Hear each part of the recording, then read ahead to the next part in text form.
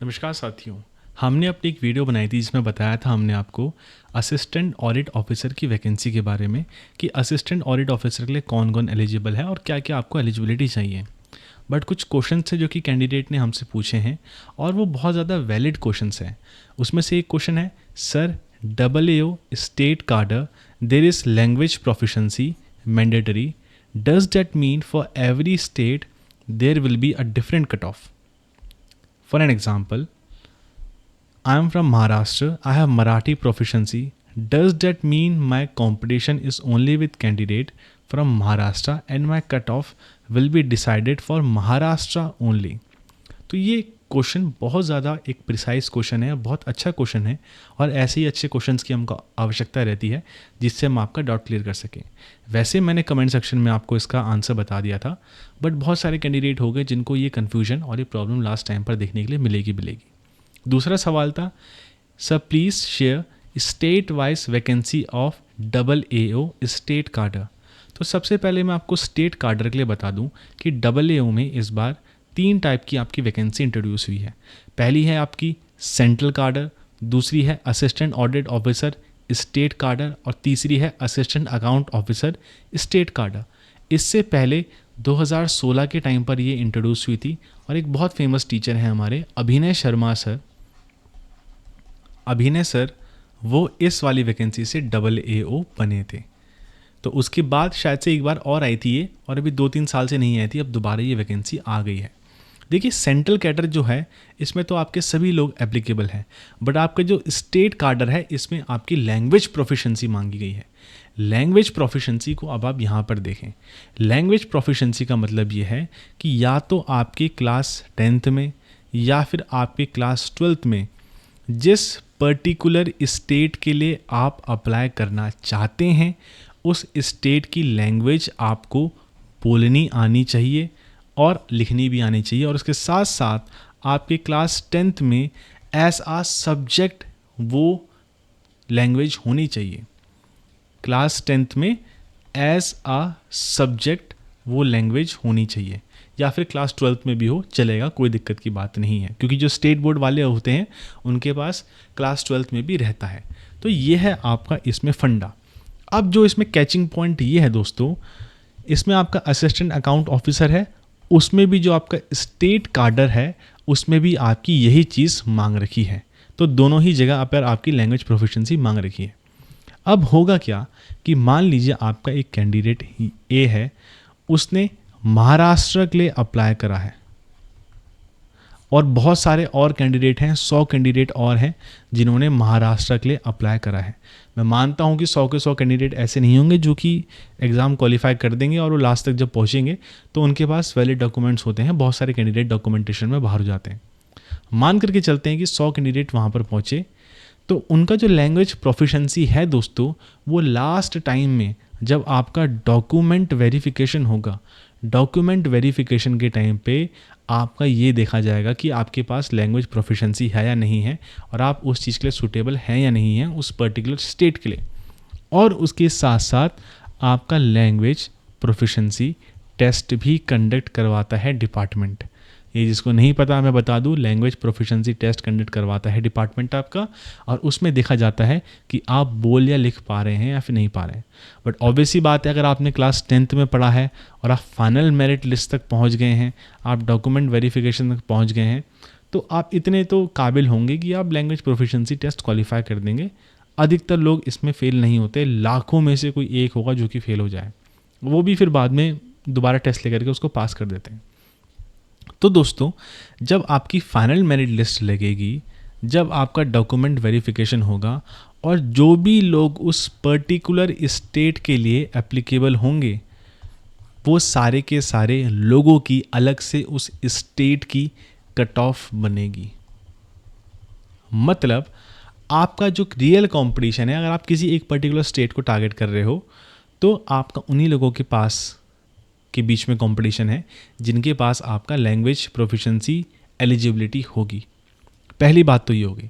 अब देखिए, आपको मैं एक चीज़ रियल केस सिनेरियो बताता हूँ कि अगर आप एसएससी के एस्पिरेंट हैं तो आप कभी भी किसी एक पर्टिकुलर चीज़ के ऊपर डिपेंडेंट तो नहीं रहने वाले कि आप पर्टिकुलर सिर्फ और सिर्फ एक स्टेट के ऊपर डिपेंडेंट रहो। For an example, if somebody is from UP, कोई यूपी का कैंडिडेट है, उसके पास हिंदी है क्लास 10th और 12th में, तो उस कैंडिडेट के लिए एलिजिबिलिटी ये है कि वो उन सभी स्टेट्स के लिए एलिजिबल होगा जिसमें हिंदी एज आ ऑफिशियल स्टेट लैंग्वेज यूज़ होती है। जैसे कि आपका दिल्ली हो गया, जैसे कि आपका यूपी हो गया, जैसे कि आपका बिहार हो गया, जैसे कि आपका उत्तराखंड हो गया। इन स्टेट्स में आपकी हिंदी बोली जाती है, ऑफिशियल लैंग्वेज के टर्म्स में कंसिडर होती है। तो वो एक बच्चा जो जिसकी पहली प्रेफरेंस यूपी है, उसको ये अन्य स्टेट्स भी मिल सकते हैं क्योंकि वो इन स्टेट्स के लिए भी एलिजिबल है ही है। तो वैसे ही अगर आपके पास एक या एक से ज़्यादा लैंग्वेजेस हैं आपकी क्लास 10th में, तो वो आपको एक एडवांटेज पॉइंट देगा ही देगा। तो इस चीज़ के बारे में इतना आप लोग मत सोचिए कि आपको अपना स्टेट कैडर ही लेना है। देखिए WO में अगर आपको सेंट्रल कैडर भी मिलता है, मैं आपको बताऊं, अभी आप लोगों को लगता है कि आपको अपने स्टेट में नौकरी करनी है, स्टेट में नौकरी करनी है। अच्छी बात है, घर के नज़दीक रहना बहुत अच्छी बात है, बट स्टेट से जब आप बाहर जाएंगे, बाहर के कल्चर को देखेंगे, बाहर रहेंगे, ऐसा नहीं है कि आपको फैमिली को ले जाने की अपॉर्चुनिटी नहीं मिलेगी। ये मिलिट्री नहीं है, मिलिट्री में आपको फैमिली को ले जाने में काफ़ी दिक्कत होती है, बट ये आराम से आप सिविल में अपनी फैमिली को रख सकते हैं। आप सिविल में कोई फ्लैट लेकर के अपनी फैमिली को रख सकते हैं, वहाँ पर आप अपने बच्चों की पढ़ाई करवा सकते हैं।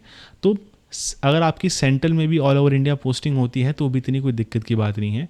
ये सब मिथ हैं कि भाई हमारी पोस्टिंग कर्नाटक हो गई, तमिलनाडु हो गई, नॉर्थ के हैं, हम परेशान हैं।